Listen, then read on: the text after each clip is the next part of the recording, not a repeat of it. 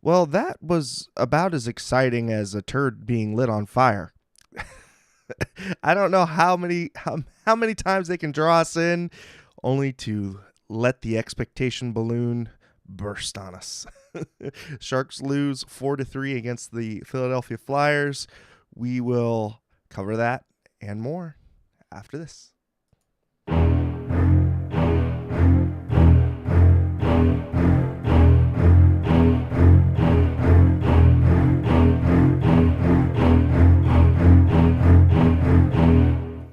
But first, if you want to be a part of the show and Teal together with us, check us out across all the social, that being the YouTube chat, Twitter, Instagram, Facebook, SoundCloud, Reddit, Discord, shenanigans over there on TikTok. Check out all that and more on tealtownusa.com. And if you want, come help support the pod. Check us out on Venmo as well. You see it right in the below on the Tealtown USA account. And all of your support helps go to this little thing we call Teal Town After Dark. All right. I am pleased to be joined by Mark Eisenberg. Mark, how are you doing this evening? I'm good. It's good to be back on here. It's been a while. It How you has been doing? a hot second between me and you being on the pod. I think last season. Yeah, well, I mean, it's awesome to have you on and get some perspective here from the East Coast, especially seeing Philly in and around a lot where you're at. It's part of their geographical region, and came as advertised. Very physical game, and just right off the hop, I think you really saw the Sharks be dragged into a physical type match. What is it about Philadelphia and the way they play that seems to ignite physicality wherever they go? I think they're trying to go back to those Broad Street bully days. They brought in Tortorella this year. He obviously likes physical or playing with like your heart on your sleeve hockey. So I think you saw a bit of that today in the game. Definitely some chippiness, some slashing here, slashing there. Pretty much every player on the Flyers was trying to throw hits. Um, just finishing your checks, and that's going to be the Flyers style hockey, especially under Torts.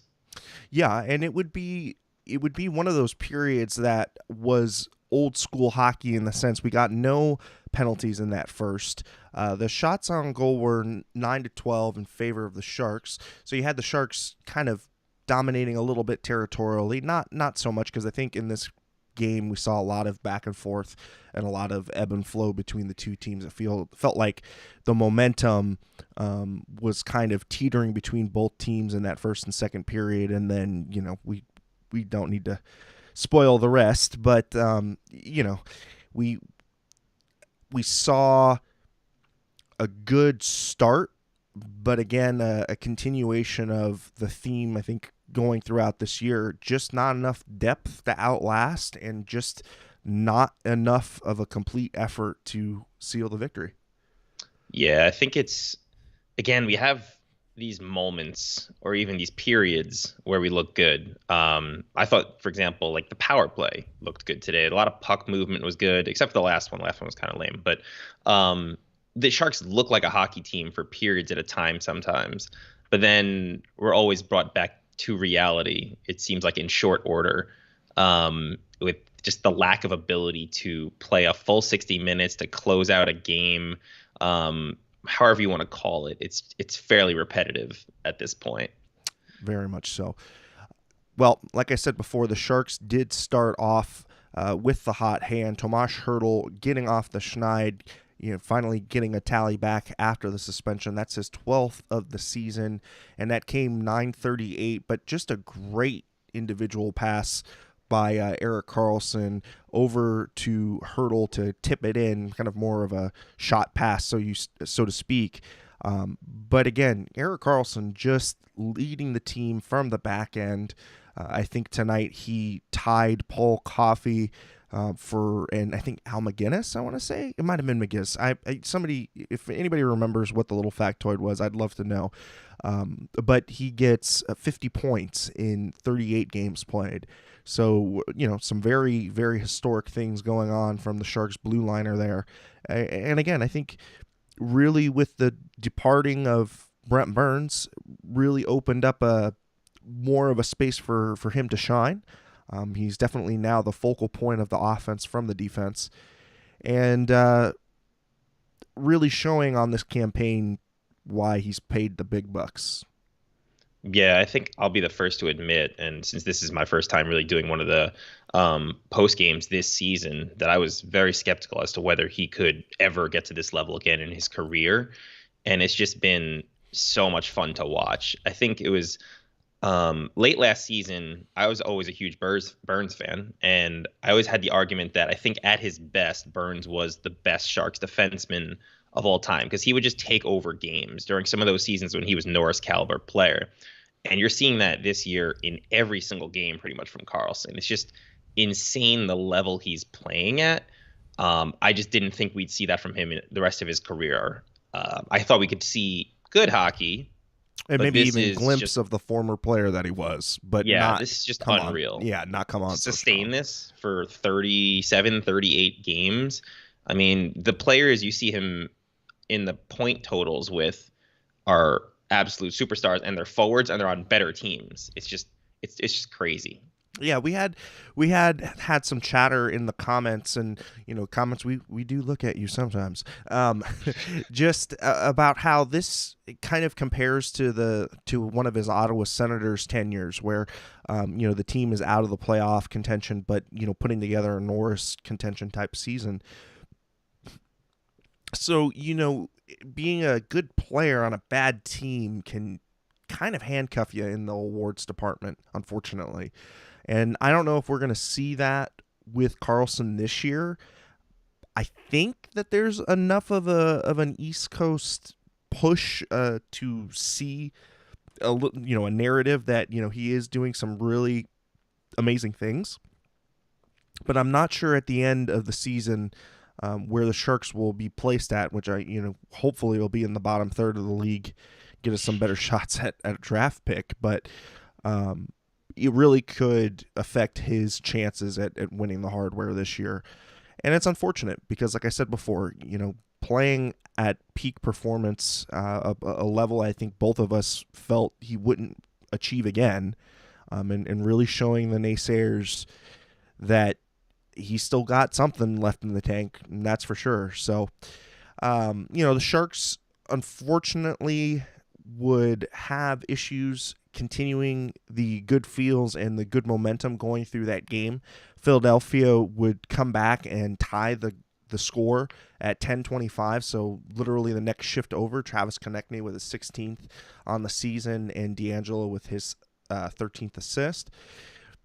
And again, like I had said before, a team trying to go kind of hit for hit, pound for pound with Philadelphia. I thought Philadelphia, whenever the Sharks would have a momentum swing, had an answer, and really felt that Philadelphia's kind of smothering style really wore the Sharks down. And at the end of that game, I mean, you could see some tired bodies. I mean, the latter part of the third period, I thought, the team was dragging its skates, and really, I mean, you start that investment in the beginning of the game in that first period, and kind of neatly wraps the bow around the game. But when you do start with that physicality right off the gate, you put it into the minds of the defensemen that you've got a forward shadowing you who's going to be coming in barrels hot when you've got the puck in the boards.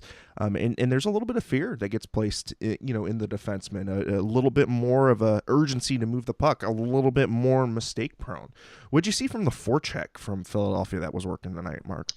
Yeah, I think what you mentioned there is 100% like what we saw play out in that third period too. It's just like you can only take so much, the body, right, over the game. And we saw Timo look banged up. We saw Labanc get banged up, obviously on a different kind of hit. But when you're constantly getting a barrage of hits every time you're on the ice, that wears you down throughout the game. I mean, you think of it like even with the whole football analogy, they always say like the running game wears down the defense. Well, in hockey, this is what you do. This is the whole logic behind playing that style of hockey. You think by the third period, maybe you'll have an edge because you've been slamming everybody every single shift. So I think that was definitely a case of what we saw tonight from that heavy forecheck of the Flyers. Yeah, and again, we would go back and forth, and in that second period, Tomas Hertl would get a marker, his 13th on the season. That would be his second of the game. Meyer and Couture getting the assist there. You could even give a shadow assist there to Erik Karlsson because he was doing some really good work down low. But on that power play, like you had said, special teams looked, I think, in favor of the Sharks for most of the night. Felt that they played better while they were on special teams. Their penalty kill continued to show why it's number one in the league.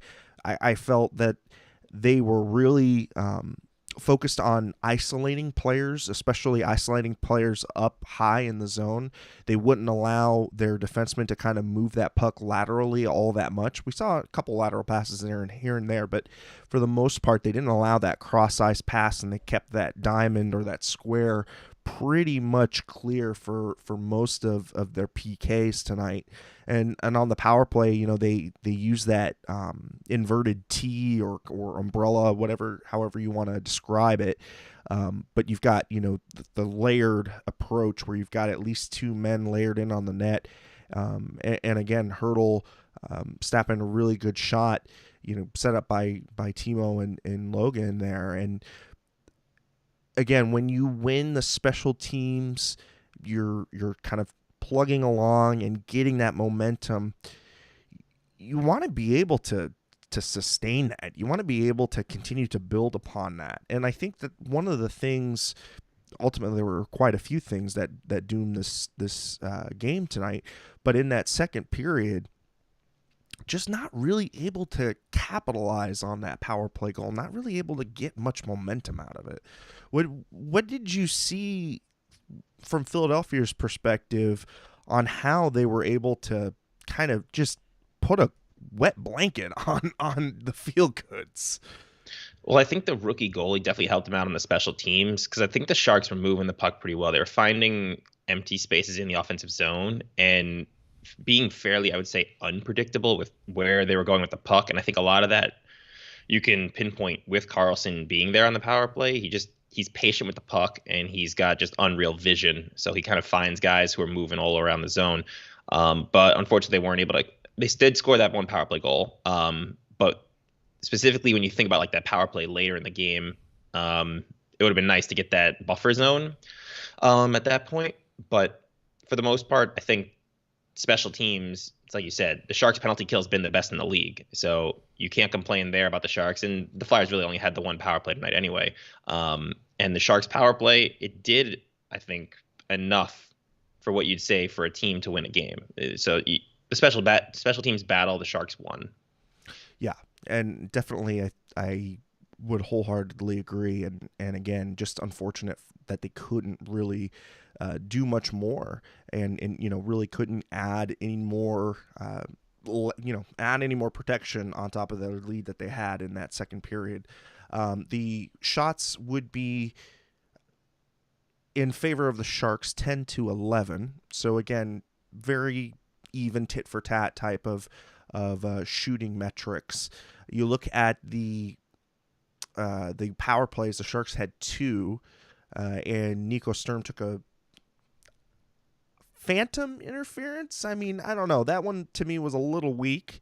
That you got to be able to possess some portion of the ice, right? I mean, you have to be able to stand up in your ground, and if somebody is not paying attention and trips themselves up on you, I don't necessarily think that the onus is on the player who's already positioned on the ice and already kind of staking out his area to then have to move out of the way of a player who's not paying attention. I mean, I don't know, ticky-tacky, especially after that first period where you didn't have any calls and it seemed like they were just kind of letting them play. I felt that second period was a little bit more policing, I think, from the officials, maybe trying to get wrangle things in just maybe a tad, just to let them know, hey, we are watching still, we are back here. Yeah. Um, but again, the Sharks were unable to capitalize on the second one and really didn't look all that dangerous in that second power play. Yeah, and then you're right on that penalty against Sturm. I think it's completely unintentional from his perspective. He's just gaining his position right outside the blue line. It was, and the defenseman skating backwards, skates into him. Like, it's not a pick, it's not a trip. I think it was a borderline call. Definitely could have gone not called, but on this night they decided to call it. Yeah, for sure. Now, going into the third period, and I think this is the period in which the debacle begins. Or if you had been listening earlier on in the show, we had already mentioned the pound of flesh had been paid for in that first. Really comes to fruition there in the third. Kevin Labanc would give us a glimpse of hope 52 seconds into the third, getting his 9th of the season. Beautiful wrist shot. Hertl and Karlsson getting the assists there. So, again, Karlsson getting 2 assists on the night. Hertl with a 3-point night. And in this one, you thought, man, Sharks finally have gotten out their feet out of the quicksand, have been able to add a little bit of momentum to their game. But there goes Philadelphia again, just kind of chipping away at the body still, continuing at their game plan, not veering off very much. Tactically very similar to what they had been doing in the first 2 periods. Just this time, they kept working at it, and Owen Tippett gets his 11th of the season. Van Riemsdyk and Seeler get the assists there. This is one of those corner goals where you'd like to see Capo maybe hug and square up to the post just a little bit more. But again, I think it's a busted assignment down low by one of the defensemen.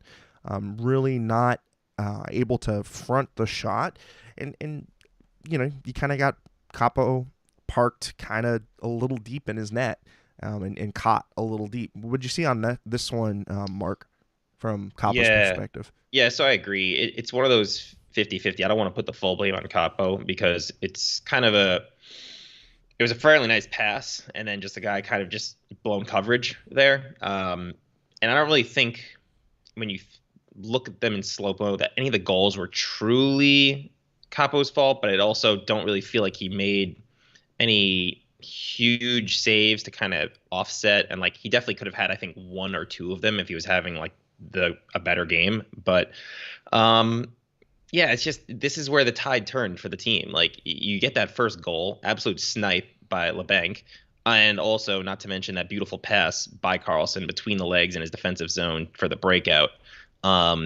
But then, like you said, slowly chipping away, and the Flyers kind of gained the momentum after that, and then they scored, make it a game again, make it 3-2, and it's just, that's where the tide turned. Yeah, and before we get into the final act, so to speak, we got we have some reactions coming in from Erik Karlsson. Yeah, it sucks. I think we played a good game. We didn't have a bad third. It just didn't go our way. It's a lesson for us. I don't think we played a bad game. Well, obviously, you didn't see the third period. The final dagger would come with Travis Konecny 17th on the season. DeAngelo and Lawton getting the assist there. That coming in at 17:55. And this was just after a power play for the Sharks, in which they had one of their teammates be drilled into the boards. Now, it was called a major on the ice, but was reviewed and then rescinded down to a minor.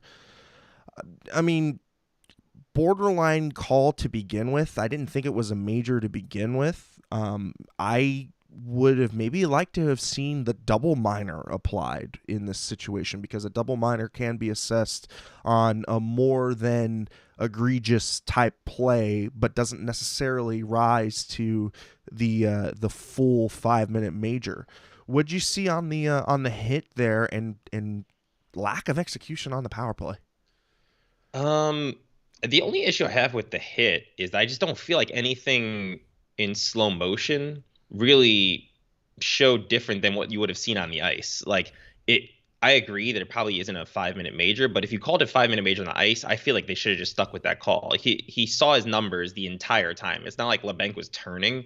So to me, it looked just the same in fast motion as it did on replay. I just don't understand that calling it on the ice one way and then changing it. But that being said, I thought the power play at that point was pretty weak. I thought that was a chance for them to kind of put the game away. I don't really feel like they got much momentum on that power play, or many chances. And I actually think the Flyers did a really good job of applying pressure and limiting what the Sharks could do. And I think they then carried that into the final few minutes of the game. Yeah, I think you're spot on there with the analysis.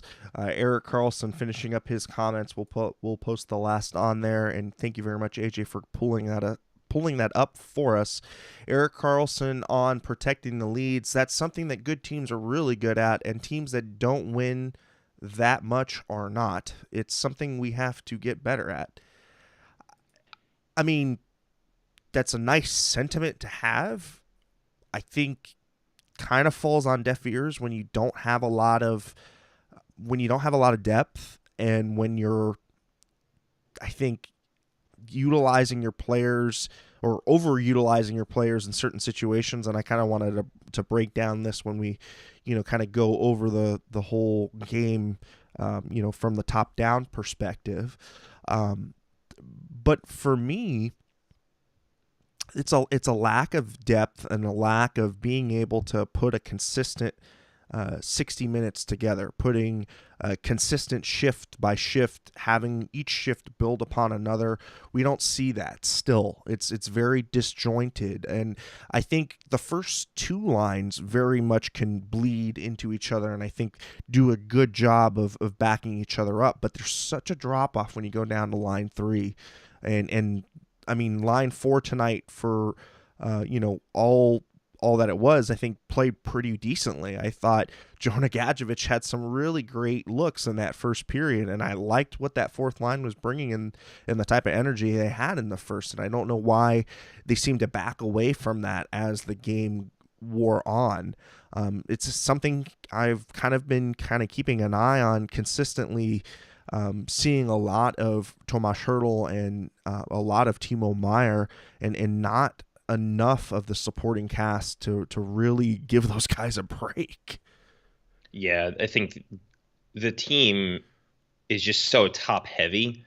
You look at the stats. And stats don't always tell the full story, but obviously Karlsson and his numbers we've already spoken about. But Meier's a point per game player. Hertl's now a point per game player with his night to night, and then Couture kind of just below that level. He's had a slump recently. Before that, he was pretty much at a point per game at, I think, through 27 games or 28 games.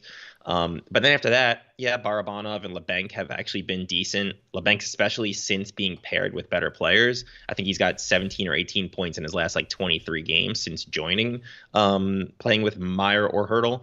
But then after that, I don't think you can ever really truly rely on the lower line players to consistently perform at a winning level. You see moments where it's whether Sturm or Svechnikov look good.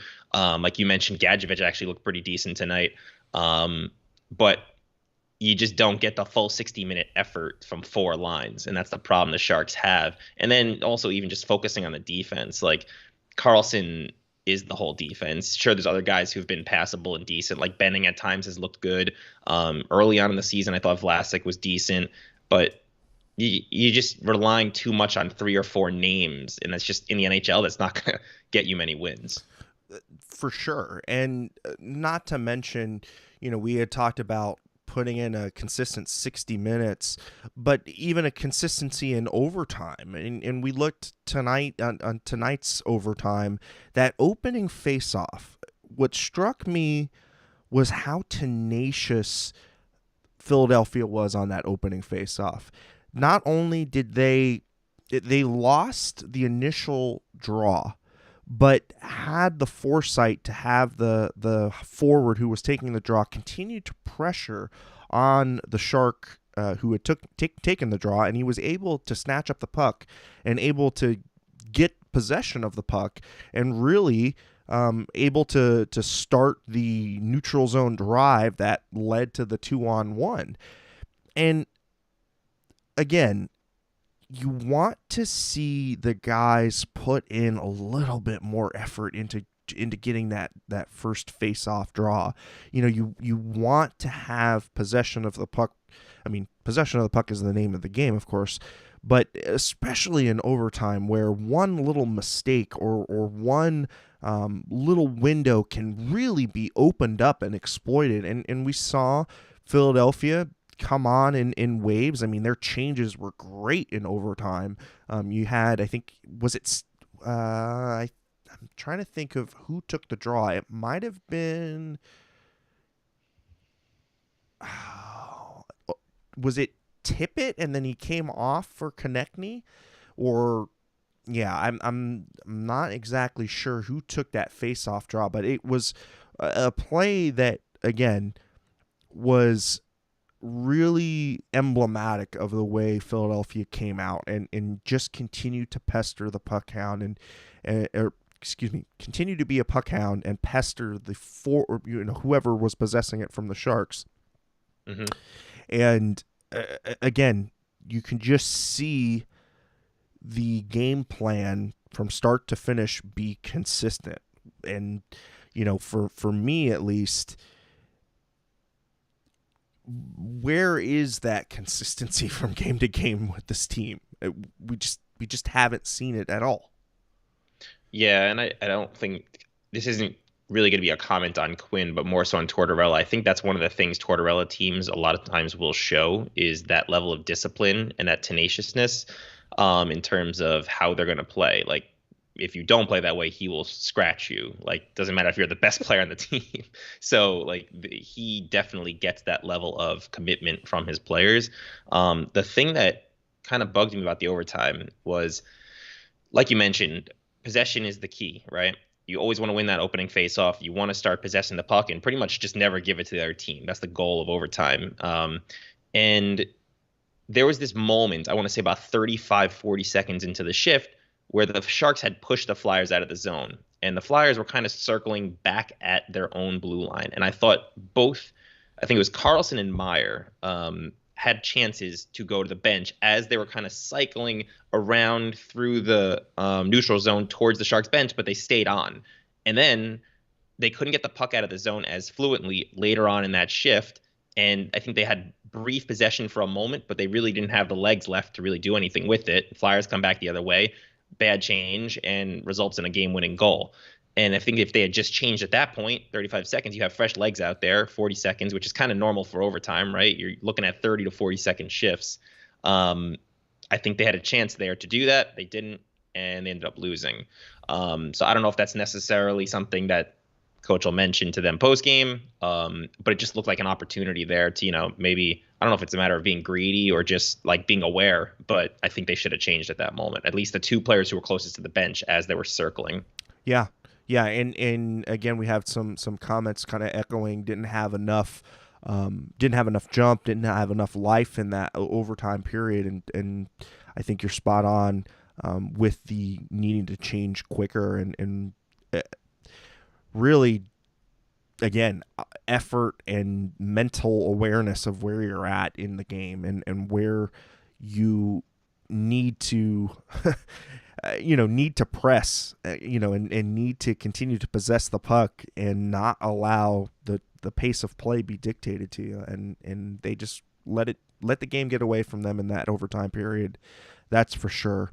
And left Capo Kakkonen out there to dry. So tonight, Capo would end up getting an .846 save percentage. I didn't think he had a bad game. I didn't necessarily think he did enough to win a game. I think there was at least one goal where I felt he could have had a little bit better positioning. The other two were, double deflection type goals, which you give him a break for, but not. I guess just not doing enough. Not enough of a highlight there to really try to save and preserve the win that they had kind of locked up in that third, to be quite honest.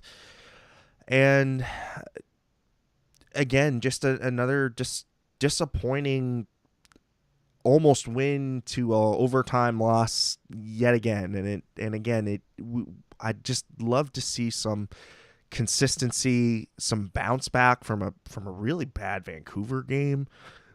I don't know if you watched any of that Vancouver game, but Vancouver, I mean, just they're not a good team right now, and for them to kind of ride all over the Sharks the way that they did, I thought that the Sharks would come out with a little bit of piss and vinegar in the system, and just not having it. So again, I think breaking it down, not necessarily putting enough effort for all of the for all of the game, and really the lack of depth again rears its ugly head. And I kind of wanted to lead into that part of the discussion, Mark.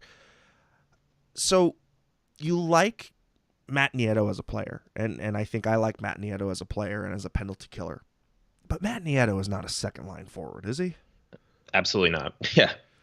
I mean, he's barely, I'd even put him in the good third line forward category. Like, I feel like he's like a high level fourth liner or like mid to low level third liner. Great penalty killer, good guy, great defensively, still has speed, but he doesn't belong anywhere near a top six.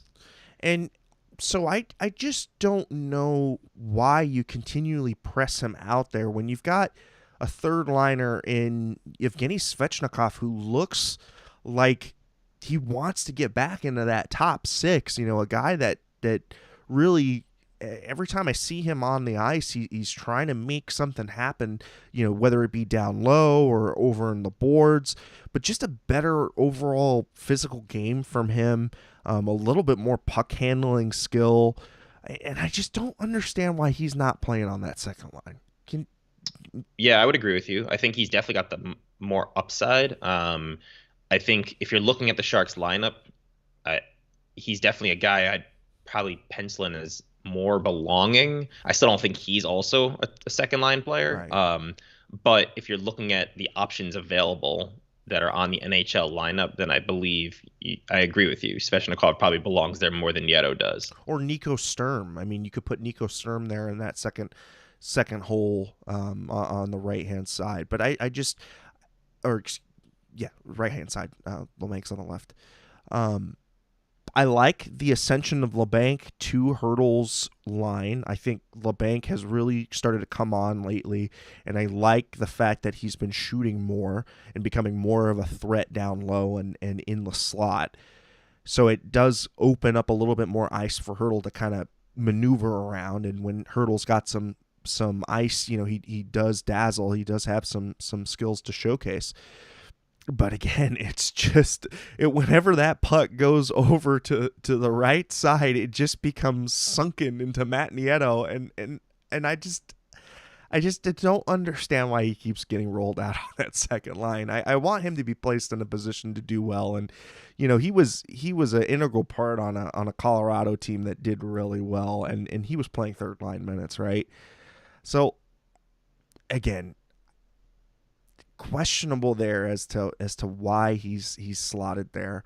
A guy that I think also needs to start showing a little bit more is Nick Bonino. A guy who we've seen him put points in the net before, but I want a better defensive game from him. I just feel like this year's defensive game from Nick Bonino, 5-on-5, hasn't been his strongest suit, and I think maybe because at 5-on-5 the speed is a little bit quicker and we're starting to see him slow down a little bit. But I don't know, man. What are your thoughts on Nick Bonino, the third line constitution, and what this team needs? I think Bonino, the way I look at him at this point is I just hope he plays well so we can make him worthwhile at the deadline to move, because I feel like he's one of the pieces that's like a veteran presence that a playoff team might look for, like the fourth liner or third liner to throw him in there. I mean, outside of one stretch of 4 games where he scored a goal every game, he scored 0 the rest of the season. So he's obviously not doing much offensively. I still think he has some games where he's good defensively. I think he can be a valuable player on maybe a playoff team, getting 10 minutes a game, maybe a little bit more. I mean, he did show late last season that he could put up points when playing next to Couture. But I don't know. He's definitely not the player he once was when he was on, say, Pittsburgh, for example. So, he's a guy that, similar to Nieto, kind of just fits into our lineup because we don't really have the depth and we're keeping some of those younger players in the AHL. So we're seeing him with those third line minutes and we're seeing Nieto with those second line minutes, and guys are playing probably above the level they should be, or are being put into a role above where they should be. And I think that directly contributes probably to where the Sharks are in the standings, if you think about it. Like, I don't think the top six is our problem. Sure, we could use someone instead of Nieto there. But when you see the numbers that some of our forwards are putting up, if you thought about those coming into the season, I'd say the Sharks are probably borderline a playoff team. But they're lacking so much everywhere else. And the goaltending problem has also kind of become a thing again, which is weird because that was not something I thought was going to happen coming into this season. Yeah, and AJ echoing in the comments, doing a great job, man, in the comments there for us. For all the talk of improving the fight and the culture this season, is there a difference really? I don't see it.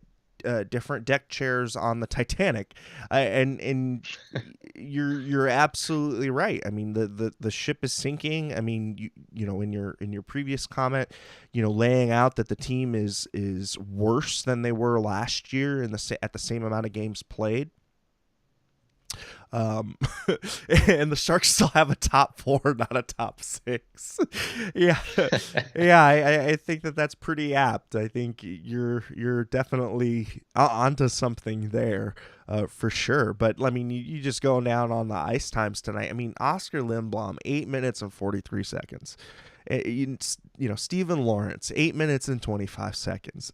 Jonah Gajovic, 8 minutes and 21 seconds. I mean, at that point, you have 3 players in single digits.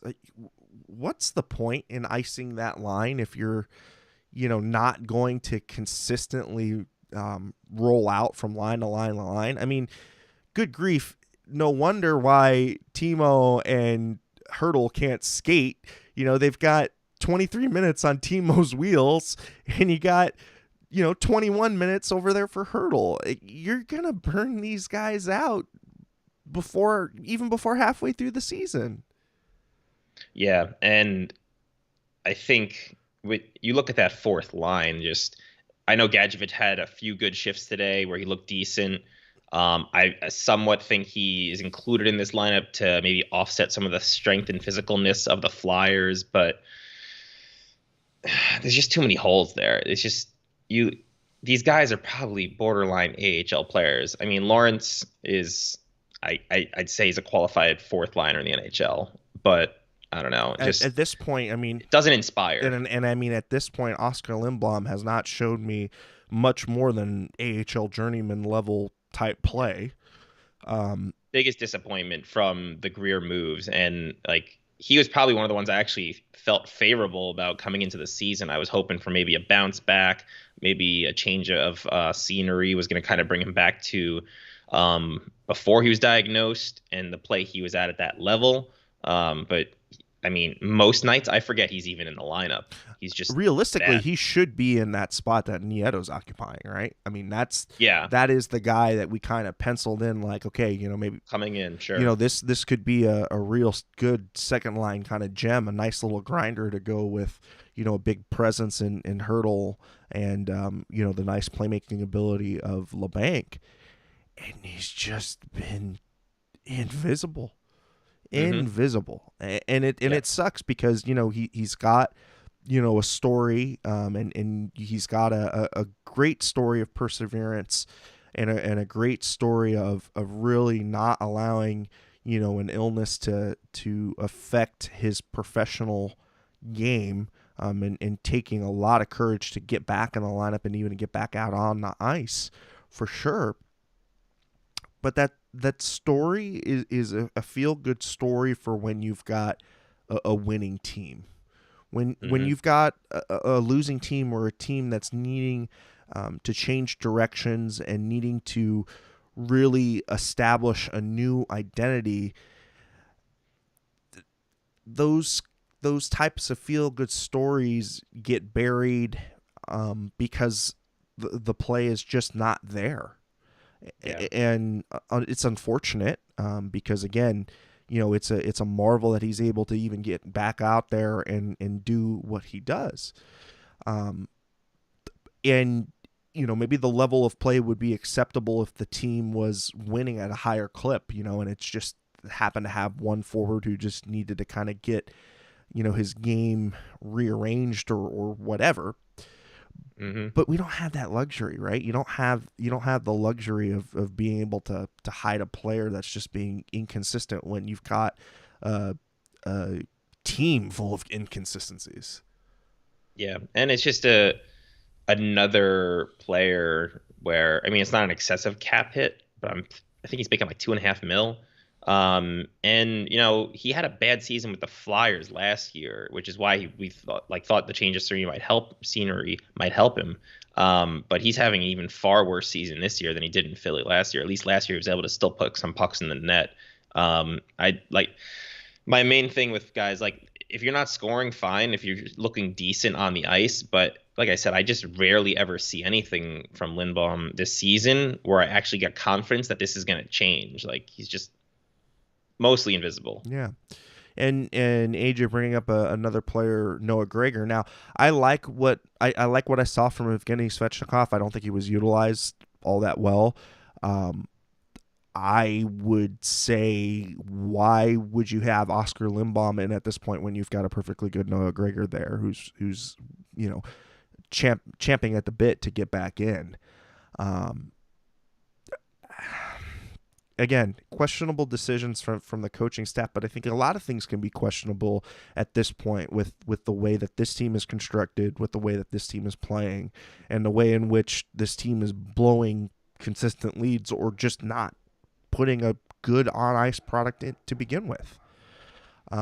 This is a system of failures, not just one particular area. Now, you have players that are playing above their head, and I hope that the management is able to extract any value that they can out of those players, because I think that that's about the only option that you have right now, considering Greer's brand new. Quinn's brand new. You're not going to, upend the apple cart that way. I mean, what other choices do you have? Not a lot. Yeah, I think it's a fine line that I think Greer has to like tiptoe here with these star players, because they're also kind of the only reason the Sharks are worth watching at this point. Like, I tune in every game to watch Karlsson, Meyer, Hertl. Like, these guys are fun to watch. Every time they're on the ice, something's happening, especially with the way Karlsson's playing. But you trade Karlsson, you don't sign Meyer, then like suddenly that attendance drops even lower than it has been. I know they announced tonight as a sellout, but I mean, most nights we're looking at the tank and it's half empty. So, yeah, I don't know. I don't really know what kind of value we can expect. I've read a lot of things from some of the insiders saying that trades simply just can't happen at this point because of the cap situation for most clubs. So, most likely these deals will probably have to wait to the deadline if they're going to happen at all, or maybe even over the offseason for a player like Karlsson, who's still signed for several years. But I don't know. And you can't expect the team to take a hit on that trade, No. especially with how much money they have tied up in players not playing here. I know that our ownership is very, very hands off and very not liking to put a lot of their own 2 cents into management's moves. But I don't think that it's also an unlimited checkbook, right? I don't think it's the type of ownership that just doesn't bat an eye when you're, spending $8 million to not have players play on your team. So from that perspective, you're painted into a corner, an impossible situation where you've got some assets that are really living up to their contracts now. But given the climate and given where the Sharks are at, have to basically trade dollar for dollar, dollar in, dollar out. with these players, and that can be a really tough sell, and especially early before the deadline. At the deadline, it gets a little bit better because of the way the prorated contracts work and the way the salary cap works after, for deadline acquisitions. It's basically about half the amount for the AAV is really applied to your cap. So again, I don't. Besides some movement on the periphery, I don't see how a lot of core change can be made until the offseason and until we see, what exactly the cap's gonna go up. Now, luckily, we're not gonna get the stagflation type cap this year. I think we're gonna get a pleasant surprise in the raise of the cap, but I don't think it's gonna be enough to absorb a Karlsson type contract within a year, right? Yeah, I think we're still looking at probably another 2 years before it goes up to the full amount they were talking about. I think the most recent thing I heard was that Bettman was saying to like not get our hopes up too much for this year. I think it's gonna go up another million or two, the cap. But I think, like you mentioned, any move with Karlsson is gonna have cap coming back. So it's gonna have to be with a team that has another 6 or 7 million they want to get rid of, plus some more. Which at that point, how many years are we taking on? It's not really helping our cap situation, so we better at least be getting a really good pick and prospect. So Greer has some very difficult decisions to make. Like, you're balancing entertainment value for your team, the future of your team, and like you're also kind of handcuffed then by these players, how much dead cap you've already got, because we retained for some reason almost, what was it, 3 million on Burns, and we're still paying Martin Jones for another 2 or 3 years, 2.5 million. So it's tough. I don't envy the issues he has to deal with, Greer. And I wonder what the conversation was with Hasso when he sat down to take control and take reins on the team, and what was the pitch? How did he come in saying, hey, I don't foresee this being a playoff type team for the next 2 to 3 years, and we're going to have to push a pseudo rebuild? Or if it was his plan that the acquisitions that he made, some, of the ill-advised variety, that Matt Benning contract still ringing in my ears. 4 years. Yeah. There were these moves that were made to suggest, giving this core another shot, another kick at the can, so to speak, and to try to retool on the fly, to continue that Wilsonian 1 foot in, 1 foot out type of retool, reset, include our word here. But it just comes off as directionless. It just comes off as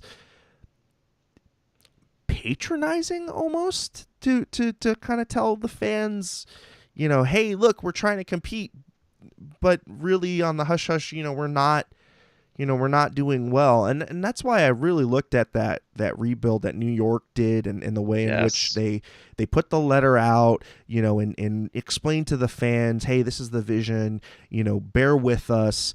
I think that's a better sell to a smart fan base, to a fan base that has a lot of entertainment dollars that could go in a variety of other places. I mean, there are some, there is a good Bay Area football team playing right now, and a basketball team that's better than the Sharks, but, kind of listless in their own ways. But again, entertainment value, entertainment dollar, really kind of favoring the savvy shoppers in the Bay Area. And why would you continue to pay for a product that doesn't seem to have a clear direction on where it's going? I mean, besides with its, nose firmly placed, in a tailspin. Yeah, I'm with you on that, and I really think I would have preferred Greer come in and kind of, I think, make some more of those, I don't want to say tanking moves, but like, I feel like he wasted cap on players that he didn't need to waste cap on, which then puts us in a tougher position when it comes to trades or absorbing cap from other teams for, say, picks. Like, we traded Burns, and then we filled up all the cap we freed up with a bunch of mediocre if not bad, third and fourth liners or defensemen. It's just, I don't know. I haven't felt a sense of direction with this team for a couple of years now, and I feel like we're just praying for a miracle with the lottery in next, what is it, June, July?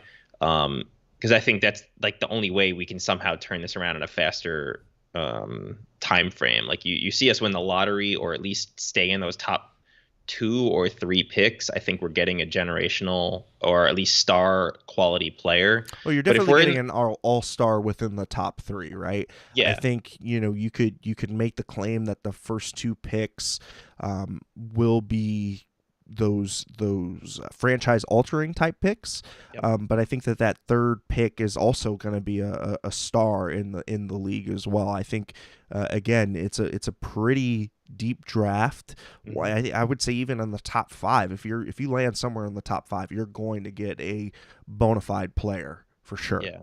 Yeah. The only problem is I still feel sometimes this Sharks lineup might be good enough to finish in that 8th or 7th range.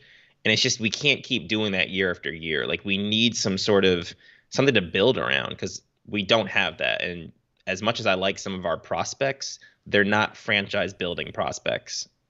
It's just simple, like they're not.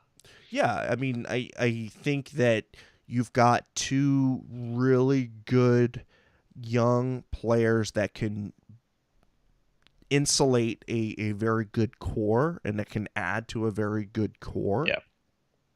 I don't necessarily think that they're uh, line altering type players, or when I say that the type of player that elevates their line mates, I don't think that Eklund or Bordy is that type of player, but I think that they are very good pieces in themselves and bring a lot to the table. I just don't necessarily think that they're going to be the monster driver, right, Exactly. of a line.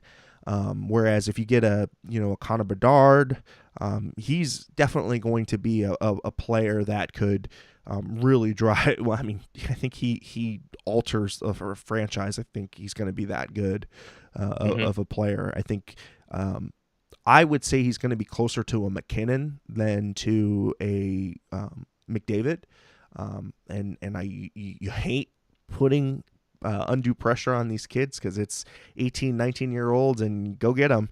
But no, I think he's going to be special. And if the Sharks could somehow land him and make him the cornerstone of a rebuild with Bordy and X, and even Byfeld too, kind of coming in and slotting along with him, that would be a good nucleus to kind of roll the page over. As it stands now, I don't even think that they have enough to make the ink run dry on this page.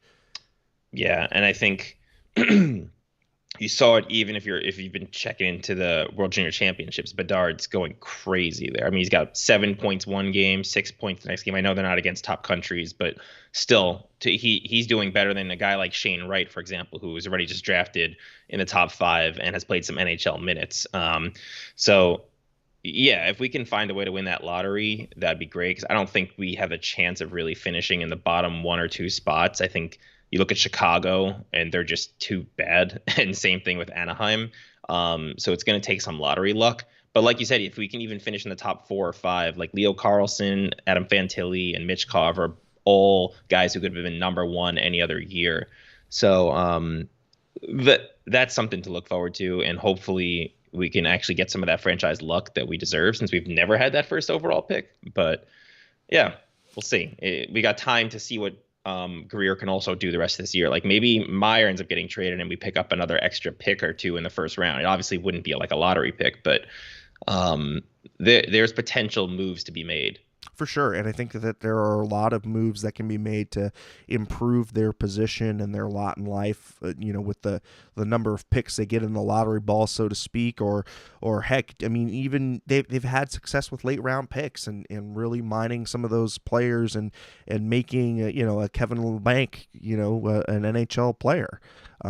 There's a lot to be said for that, and if you've got Berkey, who's back in the reins, which scares me. really, quite frankly, I liked what D.W. Wilson Jr. was doing with the draft, but I guess we're back to Berkeyisms. But before I forget, quick shout out to Dustin Dude. Thank you so much for the super chat. This team, man, crying emoji. Much love to Teal Town and everyone that supports this team through the ups and downs. Well, thank you, Dustin, for supporting us. It really does go back to the show and really does help with what we do. And we will be here. Well, the hope is we'll be here as long as the Sharks will be in San Jose, right? You know, we love doing this because it's a way for us to interact with the fans, able to give us a good outlet to speak about, you know, what our thoughts are on the ice. Of course, we are just fans, but we do this for you guys and gals out there on the internet. You know, just to let you know that you're not alone in your misery when you watch this team, because right now it's rough. You know, it's famine time for sure. But you know, I think that there are some signs of hope here and there. Right now, I think you're really still in that taking stock phase. I still think that Greer is not totally comfortable with the system, you know, meaning I don't think he's got a firm grip on, you know, where prospects are at in their development curve. I just don't think he has enough time yet under his belt to kind of know who to bank on, who to play more, who to you know, try to move. I just don't think that there's enough body of work there for him to make clear assessments. You know, it's going to take.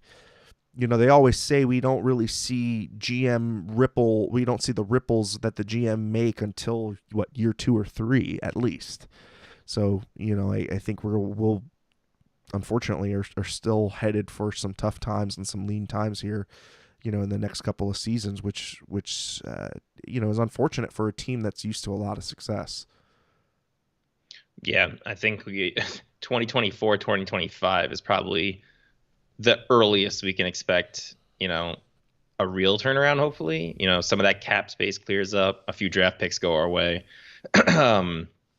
But sometimes these can be exciting, right? You can get a trade or two that happens. You know, again, if we were to land the first overall pick in this coming draft, that would probably be a top 3 most exciting moment in franchise history. Like the shift that could happen in an instant would be pretty epic. Thinking trade for Joe Thornton type excitement moments. So, yeah, we just have to suffer through this pain on more of a week to week and day to day basis, but hopefully, you know, brightness on the horizon. Yeah, for sure. And we've got some shenanigans. Yeah, I guess there's not a lot of love for Doc Brown. But no, in all seriousness, though, I think Bedard is going to be a really special player, and whatever franchise he's going to go to will help move in the right direction. You know, I hope that we're, you know, finally given that first overall, you know, our first overall pick, and really give us a building block that we've never had before. That would be something. But you know, we're starting to run a little bit long, so I think we're going to start to curtail it here. In case you missed us or you want to check us out again, check us out across all of these podcasting platforms, that of course being on the YouTube replay, the Apple Podcast Store, the Google Play Store, SoundCloud, Spotify, TuneIn, iHeart, and of course Audacity. You can check out the replays and all of our great editorials over at tealtownusa.com. Mark, your final thoughts and where the people can find you. People can find me on Twitter, MarkSJS, and I'd say my final thoughts are just on Saturday, if you want to watch one of our prospects, Bistad and Sweden take on Canada and Bedard. That game will be on, I think, the NHL Network, but that'll be one that's worth tuning in for on Saturday. Bistad's looked really good with Sweden so far. I think he's actually leading their team in scoring, or he might be second, but he's got 4 points in his first 3 games, so he's looked decent. And we'll get to see him hopefully take on a few.